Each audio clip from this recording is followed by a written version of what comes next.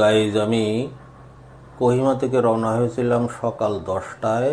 এসে এখানে গুয়াহাটি পৌঁছলাম হচ্ছে রাত 8টা।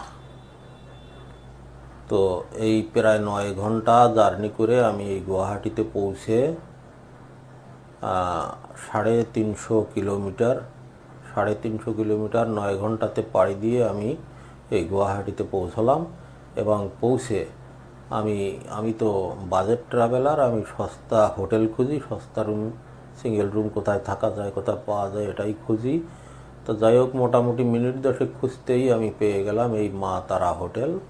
যারা সিঙ্গেল আসবেন তাদের জন্য এই এই রুম যথেষ্ট এনাফ, খুব ভালো, পরিষ্কার পরিচ্ছন্ন, একেবারে সিমসাম নিরিবিলি। তবে এত সস্তা রুমে তো অ্যাটাচ বাথরুম থাকে না, বাথরুমটা এই দরজার বাইরে, এখানে একেবারে অপোজিটেই, বাথরুমও ঠিকঠাক আছে।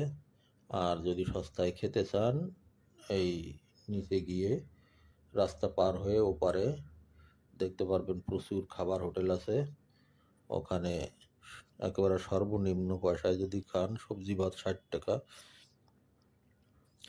আর অন্য যা খাবেন সেই হিসেবে দাম বেশি হবে। কিন্তু সস্তায় খেতে হলে সবজি ভাত সেটা 60 টাকায় পাবেন।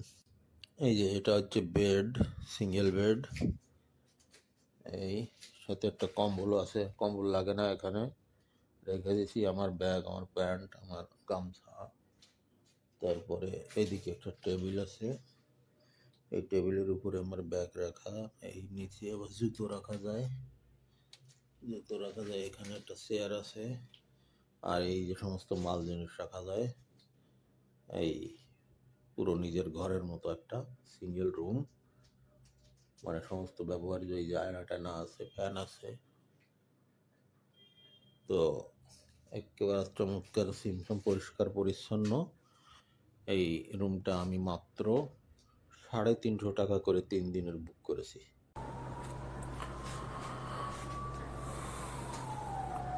পার ডে, মানে প্রতিদিন 350 টাকা করে এই রুমটা। তো গাইজ, আপনারা যারা সস্তায় গুয়াহাটি এসে থাকতে চান হোটেলে, তারা আমি সাজেস্ট করব যে তারা এই হোটেলে এসে থাকবেন। এই হোটেলের নাম হচ্ছে মা তারা। এই মা তারা হোটেলে এসে থাকবেন।